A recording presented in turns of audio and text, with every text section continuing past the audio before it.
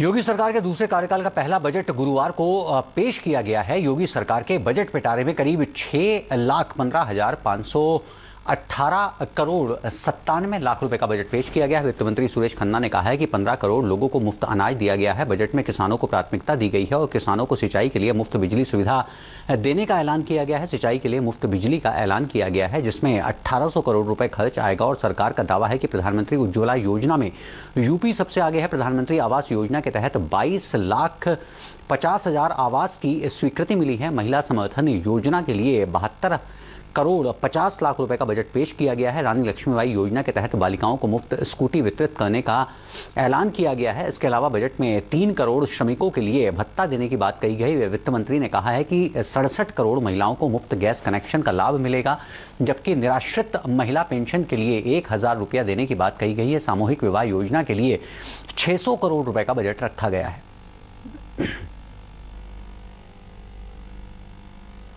दशमोत्तर छात्रवृत्ति शुल्क प्रतिपूर्ति से लाभान्वित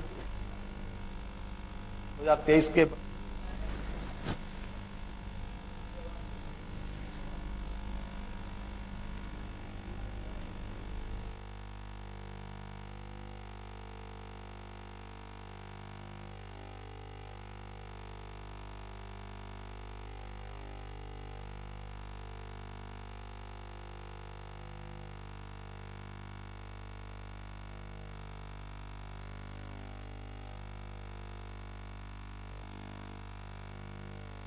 अल्पसंख्यक बाहुल्य क्षेत्रों में अवस्थापना विकास, शिक्षा तथा पेयजल की योजनाओं के विकास हेतु संचालित मल्टी सेक्ट्स डिस्ट्रिक्ट्स प्लान के विभिन्न घटकों के अंतर्गत कुल 508 करोड़ 18 लाख रुपए की व्यवस्था प्रस्तावित है।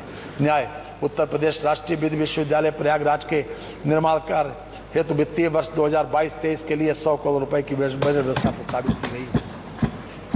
माननीय उच्च न्यायालय इलाहाबाद एवं लखनऊ पीठ के निर्माण कार्यों हेतु 705 करोड़ रुपए की व्यवस्था प्रस्तावित है। अधीनस्थ न्यायालयों के आवासीय एवं अनावासीय भवनों के निर्माण हेतु 600 करोड़ रुपए की व्यवस्था प्रस्तावित है। प्रदेश के अधीनस्थ न्यायालयों की सुरक्षा व्यवस्था हेतु सीसीटीवी कैमरा एवं अन्य सुरक्षा उपकरण हेतु 50 करोड़ रुपए की व्यवस्था प्रस्तावित है। उत्तर प्रदेश अधिवक्ता कल्याण निधि में पंजीकृत ऐसे अधिवक्ता जो अपने पंजीकरण की 30 वर्ष की अवधि पूर्ण कर चुके हैं को पूर्व में अधिवक्ता कल्याण निधि से धनराशि रुपए 1.50 लाख दी जाती थी, जिसे बढ़ाकर 5 लाख रुपए कर दिया गया।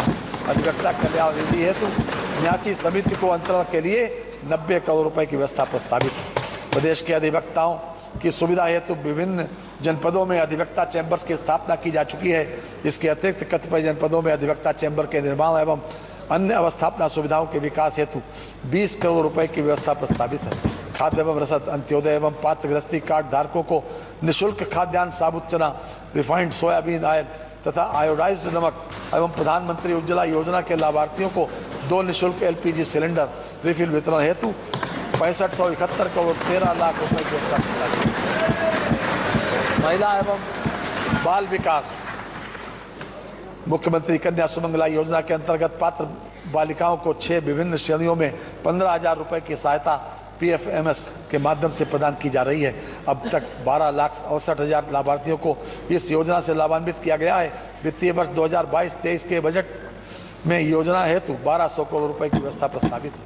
पुष्टाहार कार्यक्रम के अंतर्गत समन्वित बाल विकास योजना के अंतर्गत राज्य सरकार द्वारा दिए जाने वाले पोषाहार हेतु 1675 करोड़ 29 लाख रुपए की व्यवस्था प्रस्तावित है।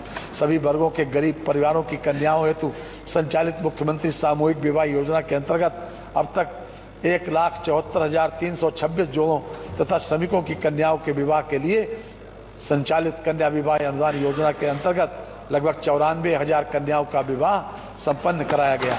महिलाओं और बालिकाओं के समग्र विकास के लिए हमारी सरकार प्रतिबद्ध है और इस उद्देश्य के लिए मिशन शक्ति को पूरे राज्य में व्यापक रूप से लागू किया गया है और हम इसके चौथे चरण में प्रवेश करने के लिए पूरी तरह तैयार हैं। माननीय प्रधानमंत्री जी और माननीय मुख्यमंत्री जी के मार्गनिर्देशन में तैयार किया गया बजट सदन के सम्मुख प्रस्तुत है। हमने अपने संसाधनों को विभिन्न क्षेत्रों की योजनाओं के लिए इस प्रकार संतुलित ढंग से आवंटित किया है कि न केवल उन क्षेत्रों में विकास हो, अभी विभिन्न क्षेत्र अंत्योदय रूप में से समग्र विकास में योगदान करें। माननीय मुख्यमंत्री जी के ऊर्जा से परिपूर्ण नेतृत्व में हम अपराधियों के खिलाफ अपना अभियान जारी रखेंगे। हम महिलाओं, बच्चों और युवाओं को सशक्त बनाएंगे। हम कृषि निर्माण, अवस्थापना, औद्योगिक विकास, स्वास्थ्य, शिक्षा के क्षेत्र में नए कीर्तिमान। बेहतर सुविधा प्रदान करने के लिए बजट में विशेष घोषणा की है। इस समय हजारों किसान ऐसे हैं जो प्राकृतिक खेती के साथ जुड़े हैं। उनके लिए टेस्टिंग लैब की स्थापना भी हर कमिश्नरी स्तर पर हम लोग स्थापित कर रहे हैं।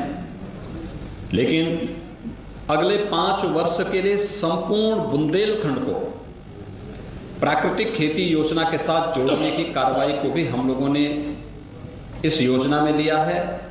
इससे पहले गंगा के किनारे के जो 5-5 किलोमीटर के दायरे के क्षेत्र हैं, भारत सरकार के साथ मिलकर के इस कार्य योजना को हम आगे बढ़ा रहे हैं।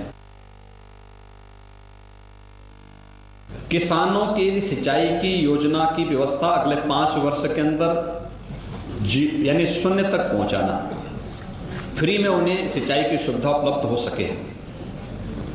इसके लिए हम लोग